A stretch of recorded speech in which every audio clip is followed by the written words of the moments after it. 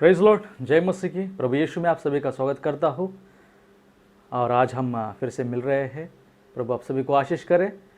प्रभु का वचन कहता है कि प्रभु जिससे प्यार करता है प्रभु उसे चुन लेता है, उसके बाद प्रभु से प्यार करता है। और जो चुनावट है, जो बुलावट है, वो परमेश्वर के वचन के अनुसार इस सृष्टि के निर्माण करने से पहले प्रभु कहता है कि मैंने तुम्हें चुन लिया है। तो प्रियो, अब जिन लोगों को प्रभु चुनता है और जिनसे परमेश्वर प्यार करता है, उन लोगों को प्रभु परमेश्वर सेवकाई प्रदान करता है। सेवकाई इसका मतलब कि परमेश्वर का एक काम, एक जिम्मेदारी उनको सौंपता है। क्यों? क्योंकि उन जिम्मेदारी को पूरा करने के लिए ही परमेश्वर ने उन्हें चुना है। क्योंकि इस जगत में उसके जो खोए हुए भेड़ है, उनको आवाज़ देकर, कौन सी आवाज़? हमारी नहीं, वरन परमेश्वर की आवाज़ देकर उनको वापस लाना है। ये काम परमेश्वर ने हमें सौंपा है। क्योंकि वचन कहता है कि मेरी भेड़ मेरी आवाज़ सुनकर ज़रूर आएगी। तो सच बात है, उसकी भेड़ उसकी आवाज़ सुनकर ज़रूर आती है और उसका काम परमेश्वर ने हमें सौंपा है। तो बहुत सारे वचनों में भी ये साबित हुआ है कि वचनों में परमेश्वर ने कहा है कि काम बहुत है लेकिन काम करने वाले थोड़े हैं।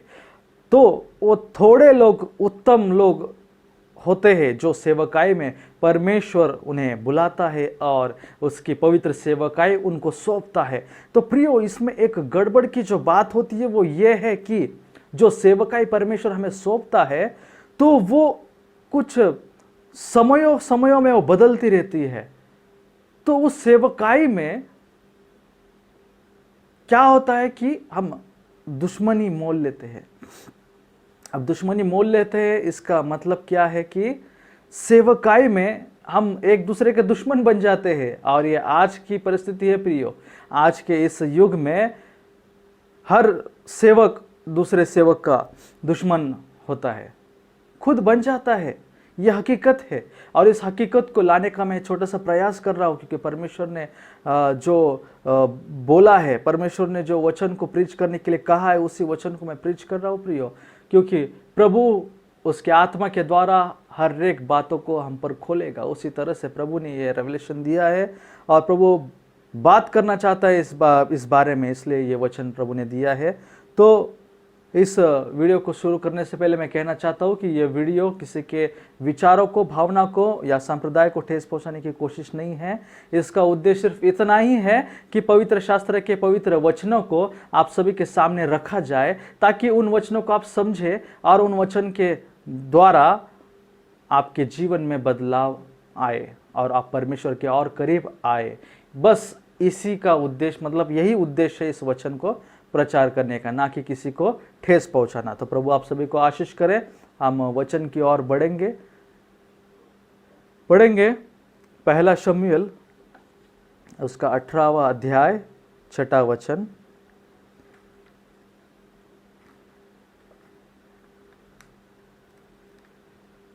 पहला शमूएल उसका 18वां अध्याय 6वां वचन पढ़ेंगे। जब दाऊद उस पलिश्ती को मारकर लौट रहा था और वे सब लोग भी आ रहे थे, तब सब इजरायली नगरों से स्त्रियां डफ और तिकोने बाजे लिए हुए आनंद के साथ गाती और नाचती हुई शाऊल राजा के स्वागत में निकली। हम प्रार्थना करेंगे इस वचन के लिए। सर्वशक्तिमान परमेश्वर, राजाओं के राजा, प्रभु के प्रभु, आपके नाम का धन्यवाद करते हैं खुदावन। प्रभु यीशु मसीह, इस सुंदर से समय के लिए धन्यवाद करते हैं खुदावन। और ये वचन जो आपने दिया है प्रभु परमेश्वर, इस वचन के द्वारा बातें करने का एक जो मन दिया, इसलिए धन्यवाद करते खुदावन। एक मौका दिया, इसलिए धन्यवाद करते खुदावन। प्रभु जो ऑनलाइन देख रहे सभी को प्रभु आप छू लेना परमेश्वर, उनके हृदय को, मन को और उनके विचारों को खोल देना खुदावन। इस वचन के द्वारा सच में प्रभु परमेश्वर उनके मन में बदलाव होकर खुदावन अपने मार्ग को सही करे। बस यही मैं आशा और यही मैं आपसे विनती करता हूँ खुदावन। प्रभु सबको छू लेना और मुझे खुद को आपके हाथों में सौंपता हूँ। मैं शून्यवत हूँ परमेश्वर, मैं कुछ नहीं कर सकता, सब कुछ करने वाले आप हो, इसलिए मैं सारी महिमा आपको देता हूँ खुदावन। मुझे आप चलाइए, मेरे द्वारा बातें कीजिए, मेरे मुख को शुद्ध पवित्र कीजिए। और प्रभु जो मुझे बताना है, जो मुझे बोलना है, वो योग्य रीति से प्रभु मैं उसे रख सकूँ सबके सामने। तो मुझे सहायता कीजिए। बाकी सब कुछ आपके हाथों में सौंपता हूँ। इस छोटी सी प्रार्थना को प्रभु यीशु मसीह के नाम से मानता हूँ, आमीन। Hallelujah, praise Lord. प्रियो, जो विषय है सेवकाई में दुश्मनी, अब जैसे कि मैंने कहा कि परमेश्वर जिसे चुनता है वो उससे प्यार करता है और वो उसे सेवकाई भी देता है। तो सेवकाई में दरअसल ऐसा होता है कि बहुत सारे जगहों में दुश्मनी हम मोल लेते, दुश्मनी हम पैदा कर लेते। अब वचन के माध्यम से देखेंगे तो जो शाऊल राजा था, जो शाऊल राजा शमूएल ने उसे अभिषेक किया था, इजराइल के लिए राजा बनाया। अब वो शाऊल राजा के बारे में हम पढ़ेंगे तो उस अध्याय में क्या लिखा है, हम फिर से उस वचन को पढ़ेंगे कि जब दाऊद उस पलिश्ती को मारकर लौट रहा था और वे सब लोग भी आ रहे थे, तब सब इजरायली नगरों से स्त्रियां डफ और तिकोने बाजे लिए हुए आनंद के साथ गाती और नाचती हुई शाऊल राजा के स्वागत में निकली। आगे भी पढ़ेंगे हम।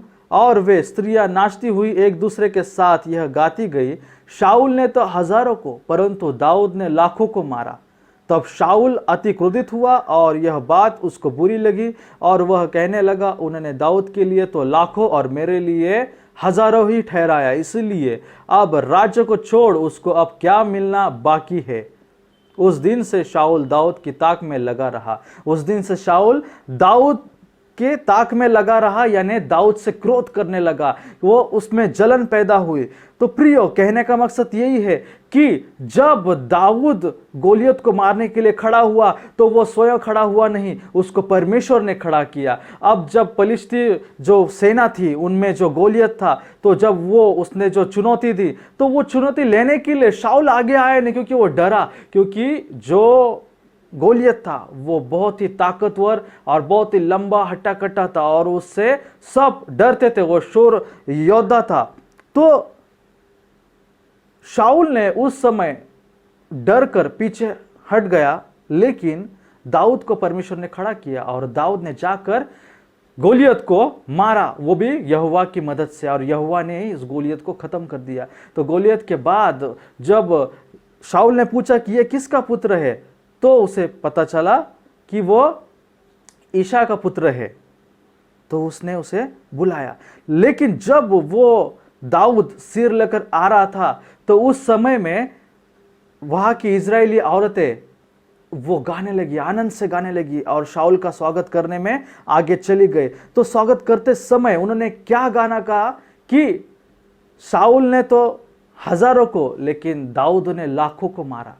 बस इस शब्द को सुनकर शाऊल में क्रोध आ गया, गुस्सा आ गया कि मैं उनका राजा हूं, फिर भी ये लोग मुझे छोड़कर उनके पास जा रहे हैं। किसके पास? दाऊद के पास जा रहे हैं। दाऊद को ये लोग ऊंचा कर रहे, दाऊद को बढ़ा रहे। तो ये ईर्ष्या को मन में रख के उसके मन में क्रोध आ गया और तब से वो दाऊद को मारना चाहता था, दाऊद को ढूंढता रहता था और वो खोजता था कि कब दाऊद मिल जाए और कब मैं उसे खत्म करो। तो प्रियो, सेम आज की कंडीशन यही है कि परमेश्वर के सेवकाई में अगर कोई सेवक खड़ा होता है तो पुराना सेवक उसको क्रोध आ जाता है कि ये मेरे खिलाफ खड़ा हो चुका है, लेकिन प्रियो वो भूल जाता है कि उसे खड़ा करने वाला परमेश्वर है और वो परमेश्वर ही उसे खड़ा कर रहा है, वो परमेश्वर ही उसे चला रहा है। अगर परमेश्वर उसे खड़ा नहीं करता तो उसके साथ कुछ भी अच्छा नहीं होता, या वो प्रार्थना करता तो कोई ठीक नहीं होता, उसके प्रार्थना को कोई उत्तर नहीं मिलता, या फिर उसके प्रार्थना के द्वारा कुछ अद्भुत काम नहीं होता। लेकिन जब उसके प्रार्थना के द्वारा अद्भुत काम हो रहा है, उसके बोलने के द्वारा वो सारी बातें पूरी हो रही है, तो उसको परमेश्वर ने खड़ा किया है। बस ये ही हमारे प्रचारक भाई समझ नहीं पाते और क्या करते हैं कि गुस्से में सब कुछ छोड़ देते, सब रिश्ते नाते तोड़ देते, सब संबंध को छोड़ देते और उससे रूठ जाते, बात भी नहीं करते। तो ये सारा सा गलत बात है प्रियो। मेरा कहने का मकसद यही है कि शाऊल वो गुस्से में आया और दाऊद को मारने की उसने ठान ली और वो दाऊद को मारने की सोच ही रहा था, लेकिन वो ये भूल गया कि दाऊद को परमेश्वर ने खड़ा किया, दाऊद को परमेश्वर ने खड़ा किया, दाऊद को परमेश्वर ने चलाया और यहोवा ही था जो उससे बातें कर रहा था और उसको जीत हासिल करके दे रहा था। तो ये बात शाऊल को समझ में नहीं आई। तो सेम आज के दिनों में हमारे प्रचारक भाई इस बात को नहीं समझ पाते कि मेरे आगे जो खड़ा है उसको परमेश्वर ने खड़ा किया है, वो खुद ब खुद खड़ा नहीं है, वो या आपको अपमानित करने के लिए खड़ा नहीं है, उसको परमेश्वर ने खड़ा किया है। क्योंकि प्रभु का वचन कहता है कि मैंने तुझे सृष्टि के निर्माण करने से पहले ही चुन लिया है, और जिसको चुन लिया है उसको परमेश्वर ने सेवकाई भी दी है। तो वो सेवकाई पर सबका अधिकार है और हर एक जन सेवकाई कर सकता है जिसको परमेश्वर ने चुना है। तो इस मामले में शाऊल बहुत ही क्रोधित होकर उसे खोजता रहा, लेकिन अंत के समय में जो वो गलती मतलब वो कर रहा था उसके बारे में वो जानने लगा कि सच में मैं गलती कर रहा हूं और मैं दाऊद को मारना चाहता हूं, वो मैं गलती कर रहा हूं।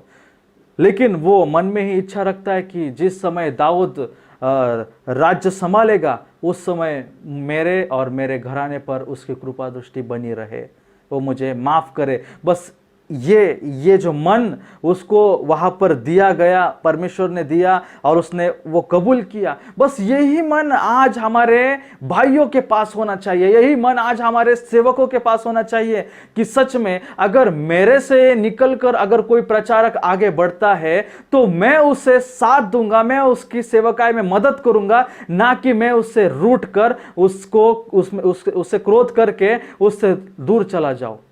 ये गलत बात है प्रियो। सेवा करने का अधिकार सबको है, परमेश्वर समय समय पर हर एक को नियुक्त करता है। तो समझ लो आपके समय में, इतने समय में परमेश्वर ने आपको सेवकाई दी है, तो इस इतने समय के बाद परमेश्वर किसी और को वहां पर खड़ा करेगा, परमेश्वर किसी और के द्वारा वो सेवकाई को करेगा। मैं ये नहीं कह रहा हूं कि आपकी सेवकाई खत्म हो चुकी है, मैं ये नहीं कह रहा हूं, लेकिन आपकी सेवकाई कुछ सीमित समय तक परमेश्वर ने आपको दी है और वो चलती ही रहेगी, ऐसा नहीं है, वो चलती रहेगी। लेकिन कुछ समयों में परमेश्वर को बदलाव करना बहुत ही जरूरी लगा, इसलिए परमेश्वर ने हर समय में बदलाव करते गया। तो वचन में हम देखते हैं कि अगर उसी वचन में हम देखेंगे 18 में 12 को देखेंगे तो 12 में क्या लिखा है कि शाऊल दाऊद से डरा करता था क्योंकि यहोवा दाऊद के साथ था और शाऊल के पास से अलग हो गया था। अब शाऊल क्या करता था?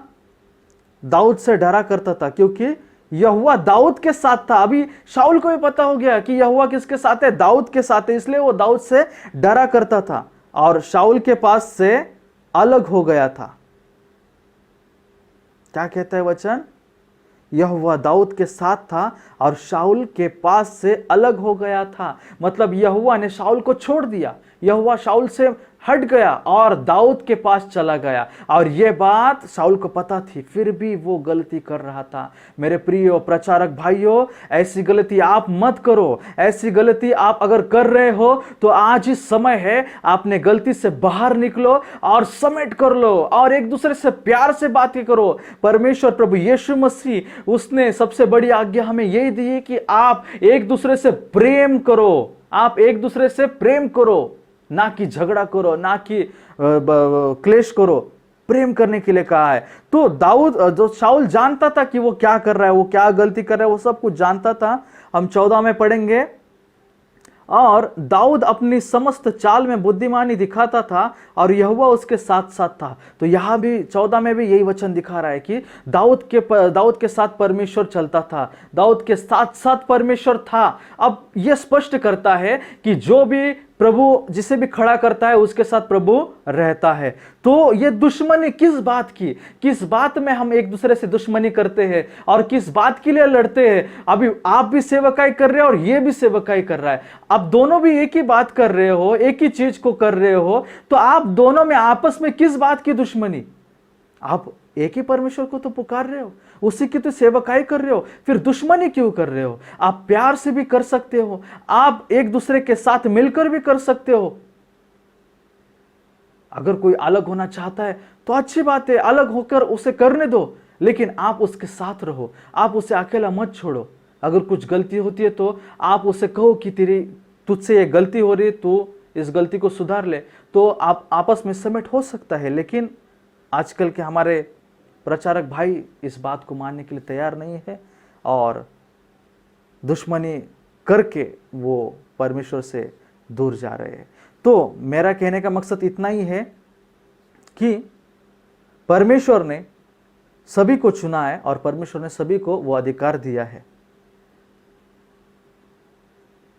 तो उस अधिकार को हम सभी इस्तेमाल कर सकते हैं। अब और एक वचन में कहना चाहता हूं, उसी में 18 में 10 हम पढ़ेंगे, तो कहा है कि दूसरे दिन शाऊल के पास परमेश्वर मतलब यहोवा की ओर से दुष्ट आत्मा आया और उसमें बैठ गया। अब सोचिए, शाऊल तो अभिषेक का परमेश्वर का चुना हुआ था, अब वो परमेश्वर के खिलाफ गया, उसने परमेश्वर के चुने हुए के खिलाफ बातें की, तो यहोवा ने उसके लिए एक दुष्ट आत्मा को भेजा और वो दुष्ट आत्मा उसमें जाकर बैठ गया और वो दाऊद को मारने के खुन्नस में खड़ा हो गया, भाला लेके खड़ा हो गया। तो ये वचन कहता है, तो मैं मेरे प्रिय प्रचारक भाइयों, मैं ये नहीं कहता कि आपके साथ ऐसा हो, लेकिन परमेश्वर कर सकता है, कुछ भी कर सकता है। इसीलिए हम अपने अपने मार्ग को सीधा करें, क्योंकि यूहन्ना ने कहा था कि जंगल में वो चिल्लाता था कि अंतिम अंत का समय नजदीक है, अपने अपने मार्ग को सुधारो। सच बात है, ये समय बहुत ही खराब है और इस समय में हम एक दूसरे के समीप आना चाहिए। जितने भी हम मसीह भाई है, भाई बहन है, हम सभी एक दूसरे के समीप आना चाहिए। हम एक दूसरे से बातें करना चाहिए, एक दूसरे से मेल मिलाप करना चाहिए, क्योंकि लिखा है वचनों में कि प्रेरित लोग हर रोज शाम को रोटी तोड़ा करते थे और संगति में रहते थे। तो आज हम क्यों संगति से हट रहे?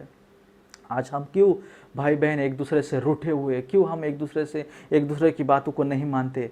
ये गलत है प्रियो। आज ही सुधर जाओ, आज ही अपने मन को मनाओ, और सच में अगर आप जिससे बातें नहीं करते, आज ही फोन उठाओ और उसको फोन करो और उससे समेट कर लो। प्रभु आपको आशीष करेगा। हम आगे बढ़ेंगे और वचन को देखेंगे, क्योंकि परमेश्वर समय समय पर अपने सेवकों को बदलता है, उनकी सेवकाई को बदलता है, लेकिन इसमें कोई बैर वाली बात नहीं है, कोई गुस्से वाली बात नहीं है या कोई दुश्मनी वाली बात नहीं है। ये दुश्मनी वाली जो बात है, जो बैर वाली बात है, हम इंसान लोग कर लेते हैं, लेकिन हम भूल जाते हैं कि परमेश्वर ने ही हमें खड़ा किया है। चाहे पहले वाले प्रचारक को, चाहे दूसरे वाले प्रचारक को, चाहे नए प्रचारक को या चाहे जुने प्रचारक को, सभी को खड़ा करने वाला परमेश्वर है। तो हम ये बात भूल जाते हैं। हम आगे बढ़ेंगे, आगे पढ़ेंगे कि परमेश्वर ने मूसा को कौन सी आज्ञा दी, और हम देखते हैं व्यवस्था विवरण इसका 31वां अध्याय, व्यवस्था विवरण इसका 31वां अध्याय 2 और 3 वचन को पढ़ते हैं। और उसने उनसे यह भी कहा, आज मैं 120 वर्ष का हूँ और अब मैं चल फिर नहीं सकता, क्योंकि यहोवा ने मुझसे कहा है कि तू इस यरदन पार नहीं जाने पाएगा, और तेरे आगे पार जाने वाला तेरा परमेश्वर यहोवा ही है। वह उन जातियों को तेरे सामने से नष्ट करेगा और तू उनके देश का अधिकारी होगा, और यहोवा के वचन के अनुसार यहोशू तेरे आगे आगे पार जाएगा। अब वचन क्या कहता है? मूसा को परमेश्वर ने क्या कहा कि तू उस शपथ किए हुए जगह पर नहीं जा पाएगा, यरदन पार नहीं जाने पाएगा, क्योंकि परमेश्वर की आज्ञा के खिलाफ वो चला इसलिए। लेकिन परमेश्वर क्या कहता है कि तेरे आगे आगे यहोवा है और तेरे आगे आगे मैं यहोशू को पार ले जाऊंगा। क्या कहता है वचन? कि यहोवा के वचन के अनुसार। किसके वचन के अनुसार? यहोवा के वचन के अनुसार, ना कि यहोशू के वचन के अनुसार, ना कि मूसा के वचन के अनुसार, यहोवा के वचन के अनुसार। यानी यहोवा को वो चीज अच्छी लगी, यहोवा को लगा कि अब यहोशू को खड़ा करना है, तो यहोवा के वचन के अनुसार क्या हुआ? यहोशू तेरे आगे आगे पार जाएगा। यानी यहोशू के हाथ में सेवकाई सौंप दी, यहोवा ने यहोशू के हाथ में सेवकाई सौंप दी, यानी मूसा की सेवकाई वहां पर खत्म हो गई।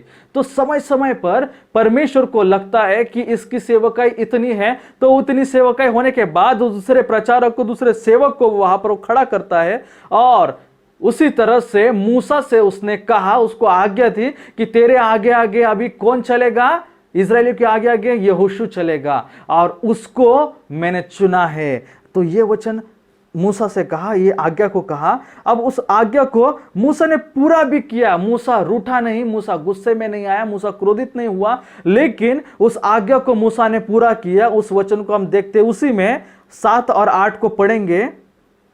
तब मूसा ने यहोशू को बुलाकर सब इजरायलियों के सम्मुख कहा। अब क्या कहता है, मूसा ने यहोशू को बुलाया। अब यहोशू को बुला के सब इजरायलियों के सम्मुख कहा। अब यहोशू, अब मूसा को तो यहोवा ने कहा था, अब यहोवा और मूसा के बीच में यह बात थी। अब वो चाहता तो बताता भी नहीं था, लेकिन यहोवा की आज्ञा को उसने माना। और लिखा है वचन कि तू हियाव बांध और दृढ़ हो जा, क्योंकि इन लोगों के संग उस देश में जिसे यहोवा ने इनके पूर्वजों से शपथ खाकर देने को कहा था तू जाएगा, और तू इनको उसका अधिकारी कर देगा। और तेरे आगे आगे चलने वाला यहोवा है और तेरे संग रहेगा, और न तो तुझे धोखा देगा और न छोड़ देगा। इसलिए मत डर और तेरा मन कच्चा ना हो। अब मूसा ने उसे कह दिया कि यहोवा तेरे साथ है और यहोवा तुझे छोड़ेगा नहीं, यहोवा तुझे अकेले छोड़ेगा नहीं, तेरे साथ है, तू डर मत, तू हियाव बांध और तू ही इन लोगों को वहां तक लेकर जाएगा। अब मूसा ने उसको सारी सेवकाई सौंप दी। तो चाहता तो मूसा गुस्सा होता था, मूसा वहां पर क्रोधित होता था, क्योंकि मैंने इन लोगों को मिस्र से छुड़ाया, मतलब मिस्र से लेकर आया। छुड़ाया तो परमेश्वर ने, लेकिन मूसा के द्वारा उन लोगों को मिस्र से बाहर लाया। तो मूसा बोल सकता था कि प्रभु मैंने ये किया, मैंने वो किया, लेकिन मूसा ने नहीं बोला, क्योंकि परमेश्वर की इच्छा थी कि यहोशू वहां पर खड़ा हो जाए। तो आज भी हम परमेश्वर की इच्छा को जानना चाहिए। आज हमें उस प्रभु की इच्छा को जानना चाहिए कि सच में प्रभु की इच्छा क्या है, कि सच में अगर मेरा भाई खड़ा हो रहा है तो परमेश्वर की वो इच्छा है, ना कि उसकी या मेरी। तो हमें क्रोधित नहीं होना चाहिए, हमें आपस में दुश्मनी मोल ली नहीं चाहिए, हम एक दूसरे के बैरी नहीं बनने चाहिए, हम परमेश्वर के संगी होने चाहिए, हम परमेश्वर के योद्धा होने चाहिए, जो परमेश्वर के वचन को और उसके शब्द को प्रचार करने वाले होने चाहिए।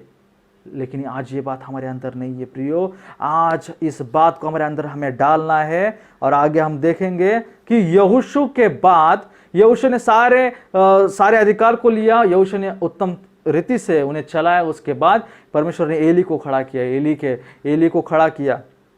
अब एली के बाद परमेश्वर ने शमूएल को खड़ा किया, जो शमूएल ने सब कुछ संभाला। आइए हम पढ़ेंगे, वचन के अनुसार देखेंगे। पहला शमूएल इसका 3रा अध्याय और 1 से 10 वचन तक है। 3रा अध्याय। वह बालक शमूएल एली के सामने यहोवा की सेवा टहल करता था। उन दिनों में यहोवा का वचन दुर्लभ था और दर्शन कम मिलता था। और उस समय ऐसा हुआ कि एली की आंखें तो धुंधली होने लगी थी और उसे न सूझ पड़ता था। जब वह अपने स्थान में लेटा हुआ था और परमेश्वर का दीपक तब तक बुझा नहीं था, और शमूएल यहोवा के मंदिर में जहां परमेश्वर का संदूक था लेटा था, तब यहोवा ने शमूएल को पुकारा और उसने कहा, क्या आज्ञा? तब उसने एली के पास दौड़कर कहा, क्या आज्ञा? तूने तो मुझे पुकारा है। वह बोला, मैंने नहीं पुकारा, फिर जा और जाकर सो जा। तो वचन कहता है कि एली के बाद शमूएल को परमेश्वर ने चुना और शमूएल को वो बातें करता था। अब एली से तो सेवकाई कर ली, लेकिन समय बीत गया प्रियो, और उसके बाद एक छोटे से बालक को परमेश्वर ने चुना और उस बालक को परमेश्वर ने बातें की। अब सोचिए, एली इतना बड़ा और शमूएल इतना छोटा, मतलब दोनों में एक आदमी और एक बालक का इतना बड़ा अंतर था। फिर भी एली ने जरा भी क्रोधित नहीं हुआ, जरा भी गुस्सा नहीं किया कि मेरे से यहोवा बातें करना चाहिए था, लेकिन इस बालक से क्यों कर रहा है? मुझसे बातें करना चाहिए, क्योंकि मैं इतना बड़ा हूं और मैं अनुभवी हूं और मैं परमेश्वर की सेवा कर चुका हूं, तो उसने मुझसे बातें करना चाहिए था। इस बालक को तो कुछ पता भी नहीं है, ये तो तुझे जानता भी नहीं, और उसे ये भी पता नहीं कि यहोवा किस तरह से बातें करता है, ये भी उसे पता नहीं है। फिर भी तू इससे क्यों बातें कर रहा हो? प्रियो, ये परमेश्वर की योजना है। परमेश्वर चाहे किससे भी बातें कर सकता है। ऐसा नहीं है कि जो जो एक्सपीरियंस है, जो अनुभवी है, जो बहुत ही पढ़ा लिखा है, उससे ही बातें करेगा, ऐसा नहीं है प्रियो। प्रभु की योजना है, प्रभु की इच्छा है, वो उसी से बातें करेगा और उसी को ही खड़ा करेगा। तो प्रियो, मेरा यही कहना है कि आप लोग इस गुस्से में मत जाइए, आप दुश्मनी में मत जाइए। आप और हम सभी परमेश्वर की सेवकाई कर रहे हैं, और मैं इस संदेश के द्वारा किसी को दुखाने की कोशिश नहीं कर रहा हूं। मैं सिर्फ ये दिखा रहा हूं कि ये जो गलती है वो सभी से होती है। बस इसे कबूल करना सीखिए और परमेश्वर के सामने कबूल करके आज ही छोड़ दीजिए। आज ही एक दूसरे से समेट कीजिए, बातें कीजिए और परमेश्वर की सेवकाई में मिलकर काम कीजिए। अगर हम मिलकर जुटकर आएंगे, एक साथ रहेंगे, तो सच में परमेश्वर का वचन इस छोर से लेके उस छोर तक हम पहुंचाएंगे। प्रिय, 12 जनों ने पूरी दुनिया को हिला दिया। आज तो हम बहुत है, परमेश्वर ने हमें बहुतों को चुना है, तो सोचिए हम क्या नहीं कर सकते। तो जरा सोचिए और वचन के ऊपर गौर कीजिए, क्योंकि मरकुस में भी लिखा है 6 अध्याय 7 से 13 में भी लिखा है कि यीशु मसीह ने उसके चेलों को 2-2 करके भेजा। कहां पर भेजा? सेवकाई के लिए भेजा। यीशु मसीह ने उनकी सेवकाई को नहीं रोका। यीशु मसीह ने उनको 2-2 करके नियुक्त किया और सेवकाई के लिए भेजा, और उनको आज्ञा दी कि जाओ, अंधों को दृष्टि दो, रोगियों को चंगा करो, मरियों को जिलाओ और दुष्ट आत्मा को भगाओ, और ये प्रचार सभी के पास फैलाओ। बस यही तो सेवकाई है हमारी। बस प्रचारक भाइयों, यही हमारी सेवकाई है। इसके अलावा परमेश्वर ने हमें दूसरी कोई सेवकाई नहीं दी है। प्रचार करना है, यीशु मसीह का प्रचार करना है, यीशु मसीह का नाम फैलाना है हमें पूरे जग भर में। यही सेवकाई है। अब ये सेवकाई अगर कोई दूसरा करेगा तो मुझे उससे गुस्सा होना चाहिए क्या? नहीं, उल्टा खुश होना चाहिए कि ये वो इंसान यीशु मसीह का नाम ले रहा है, उसकी महिमा कर रहा है, उसके नाम को प्रचार कर रहा है, तो मुझे खुश होना चाहिए। तो प्रियो, आप इस बात को समझिए।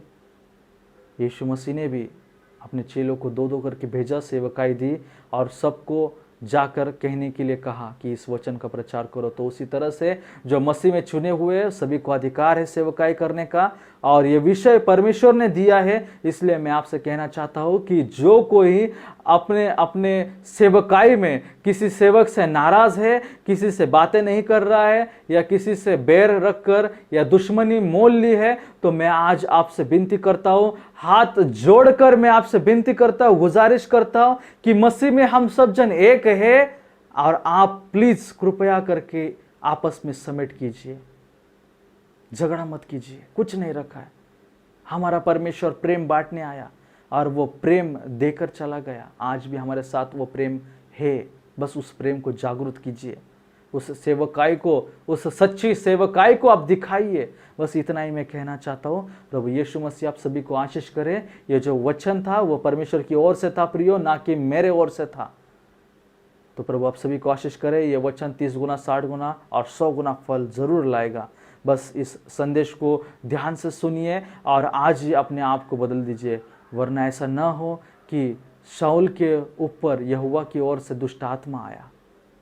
तो मेरे प्रिय प्रचारक भाइयों, ऐसे आपके साथ कभी ना हो, मैं ये चाहता हूँ। और आज ही आप एक दूसरे से समेट कीजिए। ये अंत के समय में आप एक दूसरे के पास जाइए, प्रार्थना कीजिए, संगति में बढ़िए और अंतिम समय का ये जो वचन है इसे प्रचार कीजिए। प्रभु आप सभी को आशीष करे। प्रभु मुझे भी आशीष करे। आपकी सारे समस्या को प्रभु आज ही दूर करे। सारे मन मुटाव को, सारे तकलीफ को, परेशानी को प्रभु आज ही निकाल दे। बस यही मैं प्रभु से गुजारिश करता हूँ। सब कुछ प्रभु यीशु मसीह के हाथों में सौंपता हूँ। इस संदेश को यहीं पर ख़त्म करता हूँ प्रभु यीशु मसीह के नाम से। हालेलुया, प्रेज लॉर्ड, आमीन।